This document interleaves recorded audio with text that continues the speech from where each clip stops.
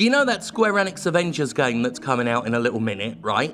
You know Spider-Man, the really popular Marvel character that everyone really likes? A character so iconic and intrinsic to Marvel, such a big deal, that his omission from a Marvel crossover game would be as noticeable as an omission of Batman or Superman from a DC game, is being omitted from most of the copies of Tom Clancy's James Cameron's Marvel's The Avengers by Square Enix. Now, the traditional way of reporting on exclusive content is to, well, call it exclusive content, to say something like, oh, I don't know, Spider-Man is exclusive to the PS4 version of Marvel's The Avengers. And while that's factually accurate, I don't think it's true to the spirit of the actual story. Rather than say that Spider-Man is exclusive to the PS4 version, I think it would be more true to say that Spider-Man is being withheld from 2/3 of the copies of the game. No less accurate in terms of information, but a lot more of an honest perspective, I think. Because that is what happens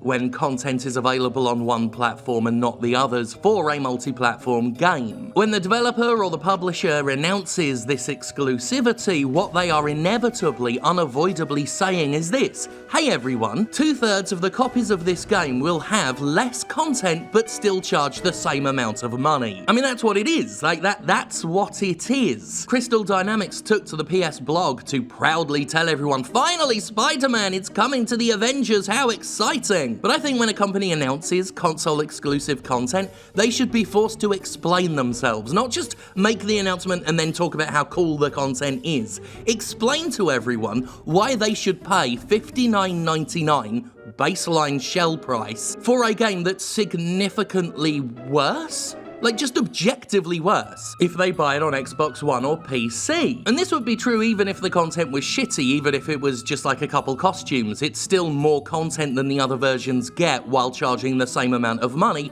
which, in my opinion, and apparently it's a wild one, really shouldn't be the case. If you're getting less of a product for your money, you should be spending less money on it, really. And it's extra special, super duper noticeable in this case because it's not a shitty little bit of DLC, it's actual fucking Spider-Man. And considering that Square Enix was pushing the idea of this Avengers game as a live service with freely available hero updates, they are again saying inevitably that you will be getting inferior service on other platforms. Now who knows, maybe at some point the Xbox or the PC versions of Marvel's The Avengers will have their own exclusive heroes, but let's face it, Sony's got the movie rights to Spider-Man, it's got the exclusive Spider-Man game. I think it's pretty obvious why Spider-Man is exclusive to the PlayStation platform. In this situation, I hardly blame the developer Crystal Dynamics. I struggle to even blame Square Enix because it's quite obvious that Sony is the one swinging its big corporate dick around. And ultimately, it's the whole, you know, the complaints that I've had about Epic Games Store's business practices when it comes to the securing of exclusives. It's not an actual competitive move. Not if we were actually talking about the real spirit of competition. It's competition in terms of what our current fucking system allows. The ironic free market, where it's only free if you've got money, in which case, that freedom is almost exclusively used to buy away the freedom of other people. You can use those resources to starve the market, restrict audience access, and pretend you're being competitive when really all you're doing is throwing your corporate dick around in a way that ensures no one can actually fairly compete with you. Platform exclusivity is one of the laziest attempts at faux competition. You're not offering a better service, you're not offering a better platform, you're not offering a better game. You're just making other versions of the experience worse so that your version looks superior. And I really think that should be remembered whenever news of console exclusivity comes up, because they will spin it however way they will. They'll either spin it as, you know, Sony will say, well, our platform just delivers more value, and people need to stop them and say, no,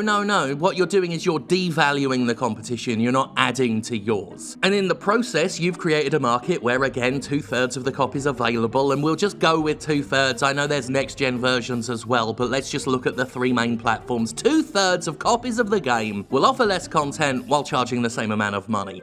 That right there, and I know I've said that more than once in this video, but I'm gonna repeat it because that's what marketing is. It's repetition until the fucking message is put across. And I'm sick of the game industry banging the same old marketing drums and just convincing people that all of the bullshit spewing out of their mouths actually makes sense and is rational. It doesn't make sense and it's not rational that Spider-Man is only exclusive on one platform. And by the way, I say this with someone who doesn't really have a dog in this race. I was already planning to get the PS4 version when covering this game for the channel.